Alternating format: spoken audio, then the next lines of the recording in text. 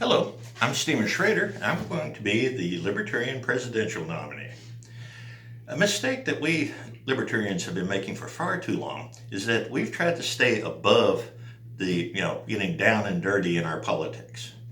Well, this has allowed our opponents to define us.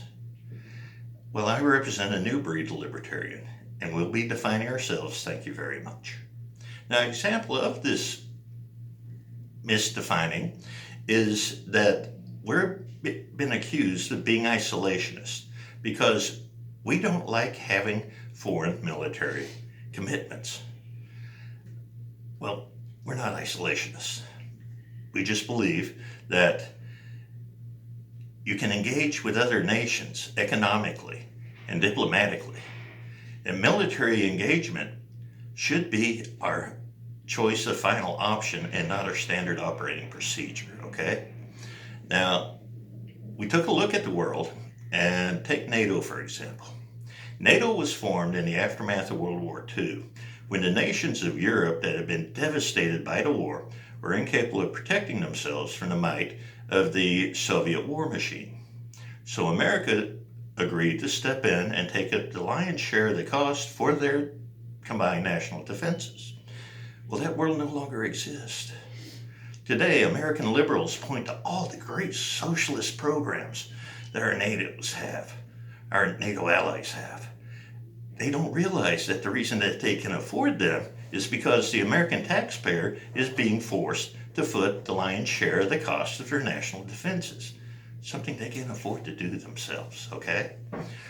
And so, as president, I will begin a gradual drawdown of our commitment to NATO, allowing them to build up to being able to protect themselves.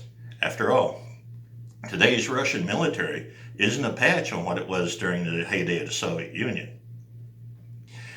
And as far as our military industrial complex is concerned, oh yeah, they're going to have lobbyists flooding Washington with buckets of cash, which only shows that apparently there's nobody in Washington with an imagination. They've been sucking at Uncle Sam's teat for so long, they can't imagine another business model. Well, guess what? As we draw down our military commitment, all of our former allies will be upgrading their military, meaning that they're going to have potential customers by the truckload. So, yes, we will still be able to be the arsenal of democracy, but the American taxpayer won't have to foot the bill.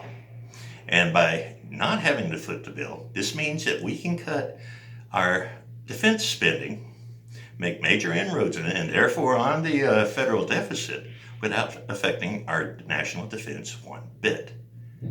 And that's a win across the board as far as libertarian is concerned. If you'd like to see the other videos in this series, go to my campaign website, Sschrader, Schrader, for president, the number 2020.com.